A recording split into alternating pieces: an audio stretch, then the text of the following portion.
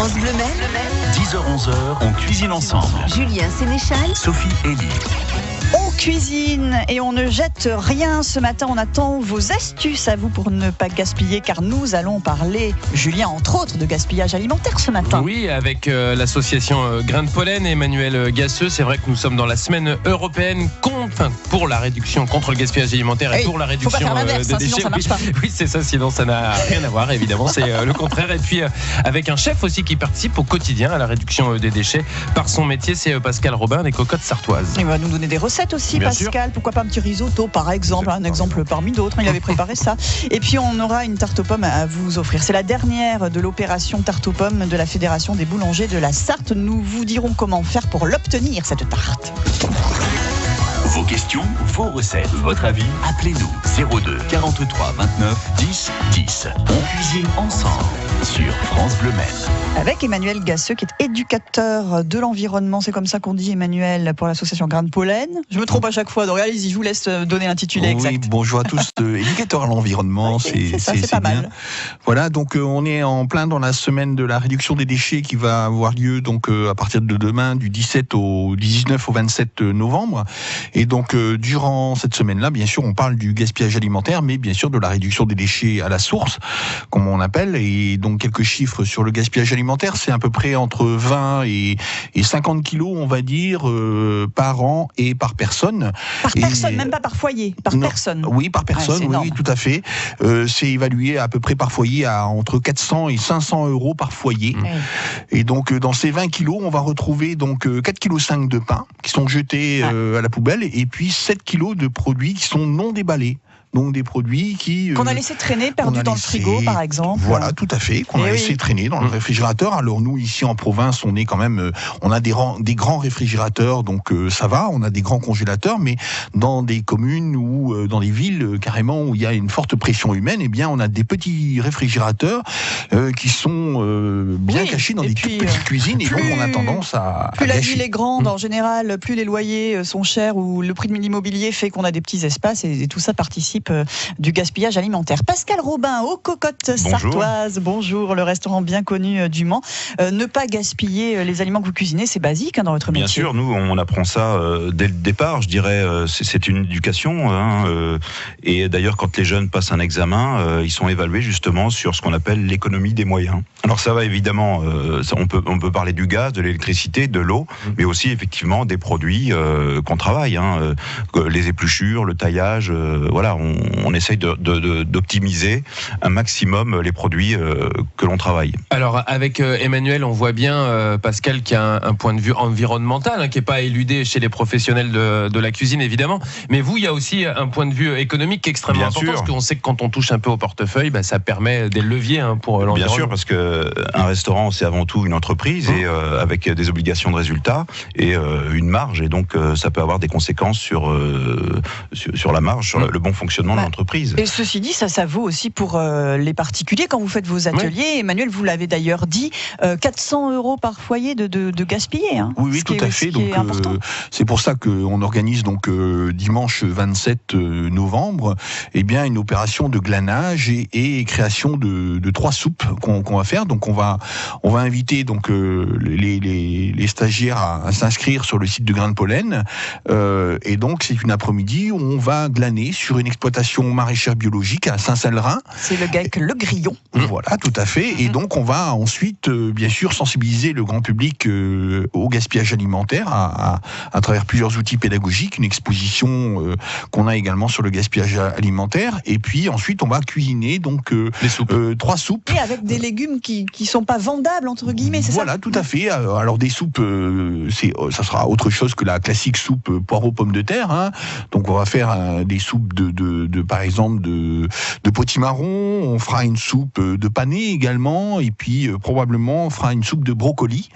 Voilà, donc agrémentée avec effectivement soit de la copa, et puis au beurre salé. On fera une soupe au beurre salé également. Pascal pourra aussi vous donner quelques idées, pourquoi pas, donc rendre la soupe encore meilleure. Une soupe de potiron, nous on l'agrémente avec un peu de fromage.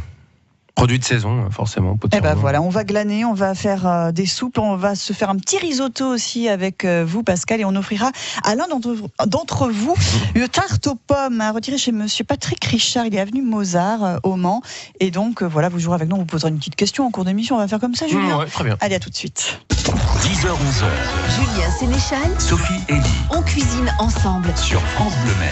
Avec Pascal Robin aux cocottes sartoises et avec Emmanuel Gasseux, l'association Grain de Pollen qui organise des ateliers tout au long de l'année. Et là, on entre dans la semaine de réduction des déchets. On va cuisiner ensemble ce matin, bien sûr, et on va apprendre à moins gaspiller. Comment s'y prendre? Quelles sont les astuces? Si vous en avez à la maison, venez nous les donner au 02 43 29 10 10.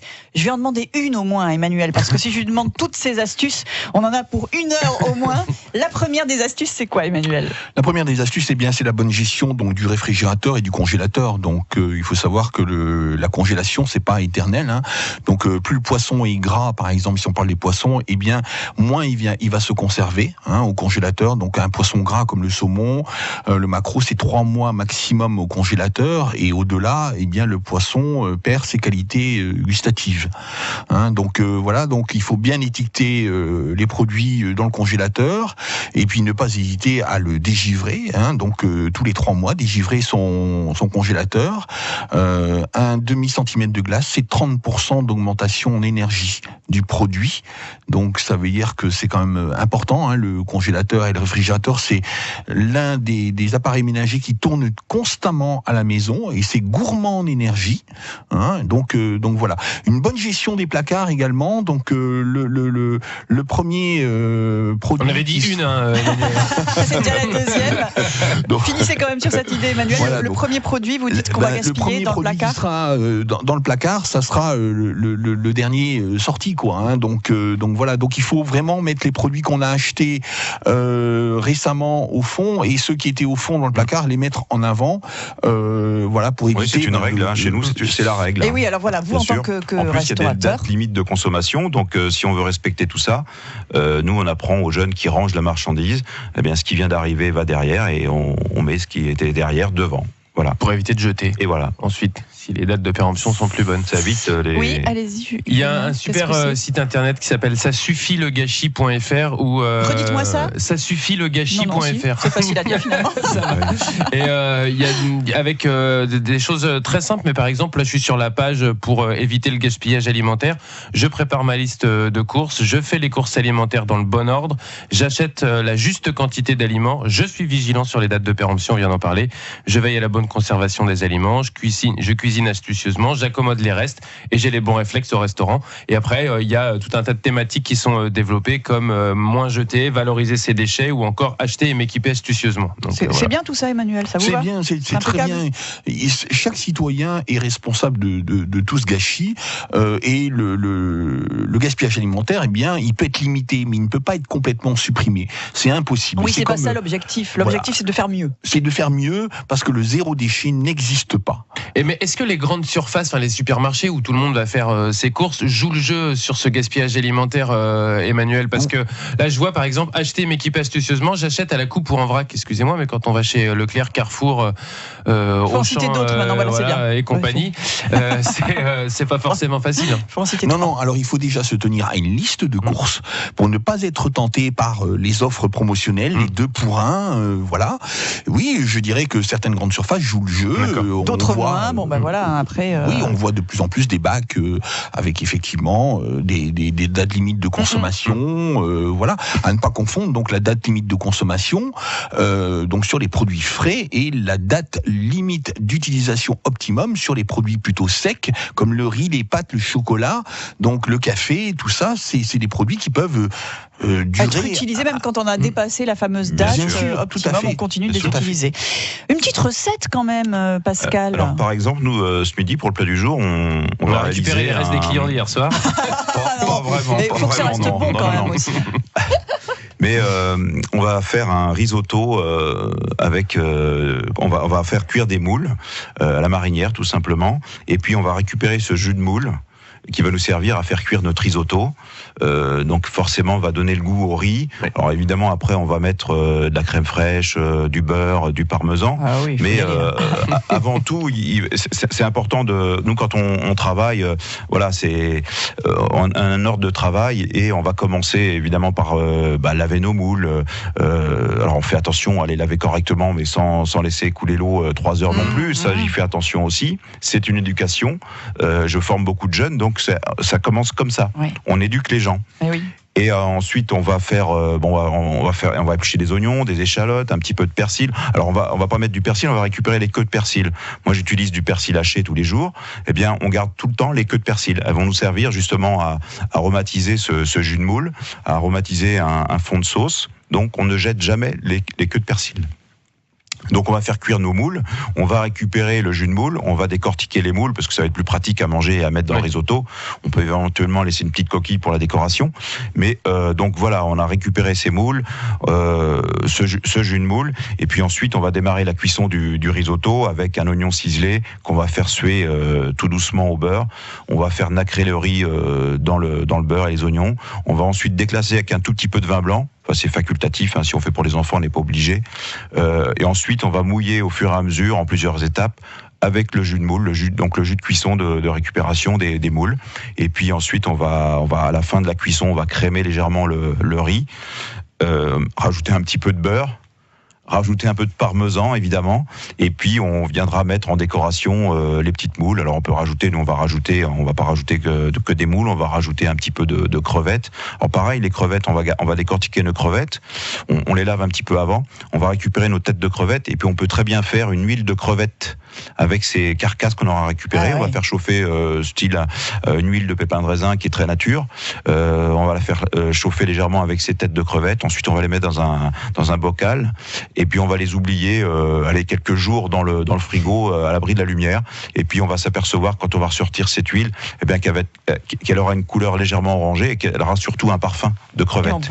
Et puis on pourra éventuellement l'utiliser pour mettre sur un potage. On parlait tout à l'heure de potage. Ça peut très bien aller avec un potage à base de fenouil par exemple. D'accord, voilà. Ça nous fera presque une soupe de poisson limite avec ce goût-là en tout cas. Des petites astuces comme ça. Très bonne astuce. D'autres astuces à venir sur France Bleu Maine, on cuisine ensemble. 10h, 11h. Julien Sénéchal, Sophie Elie. On cuisine ensemble sur France Bleu Maine. On cuisine et d'ailleurs c'est l'une des bases pour éviter le gaspillage alimentaire, c'est de cuisiner, de faire tout à la maison, comme aux cocottes sartoises, comme chez Julien Sénéchal. Vous cuisinez un petit peu, Julien, de temps en temps. De plus en plus. C'est vrai. Depuis que je viens de temps en temps dans cette émission. Ça vous donne des envies, c'est bien. Et puis voilà, parmi les astuces, les différents points pour moins gaspiller, Emmanuel, il y a le fait de cuisiner soi-même. Bien sûr, ça fait partie des mesures phares pour réduire ces déchets à la source, avec bien sûr le compostage, bien sûr, le fait de faire un jardin potager également. On peut faire aujourd'hui un petit jardin en carré pour justement avoir des légumes chez soi. Faut pas les rater après, faut avoir la main verte un petit peu. Oui, il y a un petit côté ludique en plus pour les enfants. Bien sûr, tout à fait. Et puis l'autocollant Stop Pub qui permet d'économiser quand même 40 à 50 kilos de papier par foyer. Ah, c'est énorme. Et puis bien sûr le choix du consommateur, ça tout le monde peut le faire dans le magasin, de choisir des produits moins emballés. Je rappelle que les lingettes ne sont pas indispensables et que nos grands-mères, même il y a 10 ans, les lingettes n'existaient pas et nos maisons, ce n'était pas des porcheries. C'était une façon C'était propre quand même et on utilisait des produits moins polluants pour l'environnement, pour l'eau également. Voilà, donc ça c'est vraiment les 5 actions phares pour réduire les déchets à la source. Écoutez l'astuce aussi de Domi ou les habitudes de Domi qui nous laisse un petit message sur notre page Facebook, qui habite à la campagne. J'ai des poules et des poissons dans un grand bassin. Je fais mes courses une fois tous les 15 jours avec une liste et le pain de la veille va au grille-pain. Alors c'est vrai qu'avec le pain, on peut faire aussi plein d'autres choses que de simplement griller le pain pour éviter de le jeter. On peut faire des chapelures. Oui. Voilà, bien sûr. Pour le poisson pané, par exemple. Exactement. Un vrai poisson pané, c'est très bon. Et Emmanuel, pourquoi pas un pudding carrément, comme autrefois? On peut faire des croûtons, on peut faire du pudding, on peut faire plein de choses avec le pain. Autrefois, couramment, on faisait du pudding. Donc c'est du pain trempé dans du lait avec des raisins qui sont trempés dans du rhum, et puis un petit peu de caramel dans le fond. Et puis voilà, c'est 45 minutes au four. Voilà, et c'est un très bon gâteau. Finalement, c'est que du pain trempé dans du lait avec avec un petit peu de raisin sec. Pas question de jeter donc le pain. Plus compliqué quand on est restaurateur, on peut pas récupérer les restes des clients, bien sûr. Mais on pratique de plus en plus le doggy bag dans les restos. Oui, ça nous est demandé régulièrement. Donc, on est équipé pour ça. On a des petites barquettes en plastique et puis voilà. Et pour le vin, quand on laisse... Pareil, bien sûr. On peut l'amener soit à la maison, mais aussi de temps en temps, vous, Pascal, le chef... S'il y a un fond de bouteille, on va pas jeter le fond de bouteille. Prenez le fond de bouteille. Alors voilà. Ouais, mais la journée va être longue. Plusieurs solutions. Vous pouvez appeler Julien qui va venir faire tous les fonds de bouteille, ou alors vous allez récupérer, vous aussi, Pascal. On récupère les fonds de bouteille. Alors, il n'y a pas forcément beaucoup, mais sur une vingtaine de bouteilles, ça peut tout de suite faire une quantité importante. Et chez moi, par exemple, pour le fond de vin... Il n'y en a pas chez vous, de fond de vin. Non, il y en a peu. Mais quand il y en a, c'est qu'on en a ouvert de trop déjà.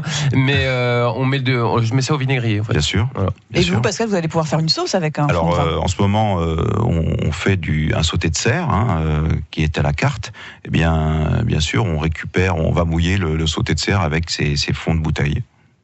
D'autres recettes à venir sur France Bleu Maine. Emmanuel, puisque vous cuisinez, vous aussi, bien évidemment, vous montrez l'exemple. Eh bien, tout à fait, oui, je cuisine parce que j'ai une mère qui a eu 7 enfants et donc je l'ai vu cuisiner toute sa vie. Donc, vous faites quand on a une mère qui cuisine, eh bien, généralement, c'est des valeurs qui sont transmises. Voilà, on les transmet et on va donner quelques recettes sur France Bleu Maine. On va aussi offrir une tarte aux pommes à nos auditeurs. Vous aviez oublié, Julien, mais non. Pas du tout. Ah bon, c'est bien. 02 43 29 10 10. On cuisine ensemble sur France Bleu Maine. Et pour lutter contre le gaspillage alimentaire, pour faire moins de déchets et des économies aussi, eh bien, on cuisine tout simplement à la maison, dans les restos. On cuisine avec tout ce qu'on a et on gaspille beaucoup moins. On va s'intéresser aux fruits parce que les fruits, c'est vrai que ça se conserve pas toujours très facilement. Donc, on va jamais jeter des fruits. Alors, au resto, vous ne jetez pas, j'espère, les fruits. Non, bien sûr que non. Même si un jour on a des fruits qui sont un petit peu avancés, on va faire une compote. Voilà. Oui. Une salade de fruits aussi, Emmanuel. Une salade de fruits, tout à fait. C'est très bon.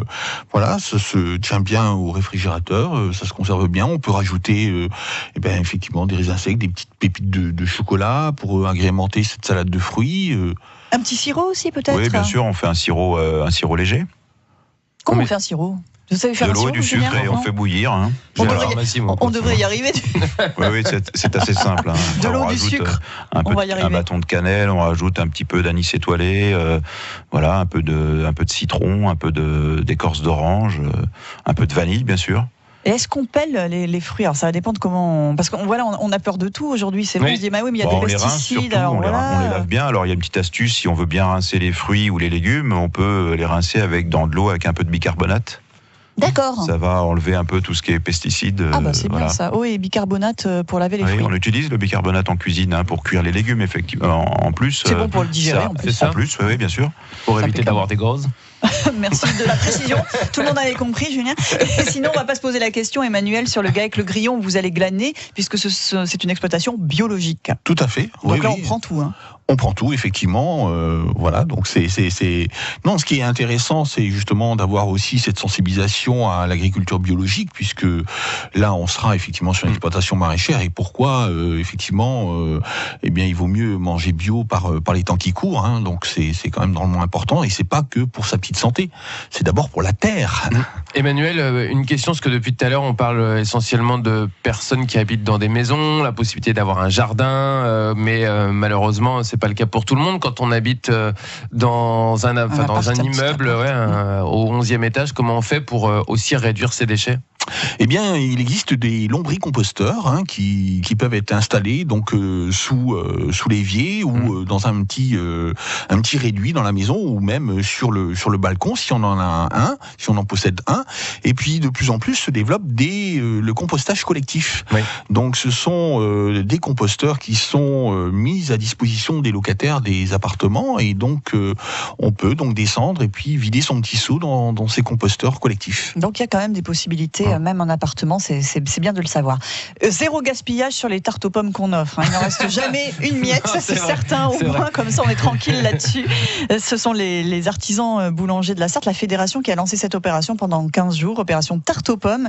Vous allez pouvoir retirer votre tarte aux pommes chez Patrick Richard, 3 avenue Mozart au Mans. Pour la gagner, cette tarte, il faut répondre à une question. Nous avons eu de Pascal Robin aux Cocottes Sartoises une recette de risotto. À quoi était son risotto? Était-ce au poulet ou au moule. Au moule. C'est ça la question. Il faut donner la bonne réponse maintenant. 02 43 29 10 10. Poulet ou moule? 10h-11h. Julien Sénéchal, Sophie Elie. on cuisine ensemble. Sur France Bleu Maine.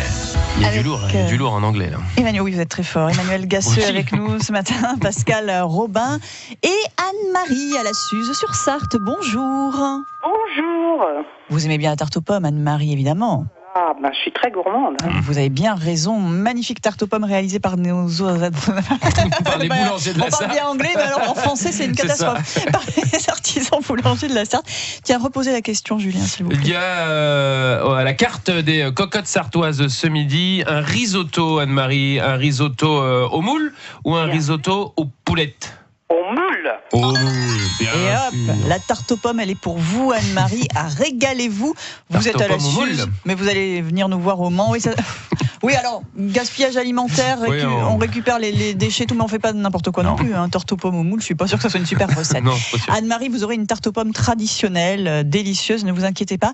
Petit clin d'œil à Claude aussi qui nous a appelé pour nous dire qu'avec les fruits trop mûrs, il fait des confitures. Là aussi, il y a la notion de prendre le temps de faire les choses, mais c'est vrai que voilà, c'est une des solutions, la confiture. Oui, il faut trier un petit peu les fruits trop abîmés, et puis après on met le sucre, et puis ça, je dirais que ça se fait tout seul, mais c'est assez simple. Et puis c'est bon, Eh en oui, c'est plus. bon, c'est ça. Ça se garde longtemps. Emmanuel Gasseux, Grain de Pollen, l'association organise des ateliers tout au long de l'année avec tous les publics, les enfants, les adultes. Là, le prochain, c'est le 27 novembre. Il faut s'inscrire pour cet atelier glanage et soupe. Oui, tout à fait. Il faut s'inscrire à l'association parce que effectivement, on peut pas être une vingtaine à cuisiner. Hein. Il faut savoir qu'on va cuisiner réellement donc des soupes, et puis on peut pas être non plus trop nombreux sur une exploitation maraîchère parce que c'est quand même, il y a quand même des légumes quand même. Hein. Donc il faut Fais attention, Faut pas il faut piétiner faire partout. attention quand même pour pas piétiner partout. Voilà, donc Grain de Pollen.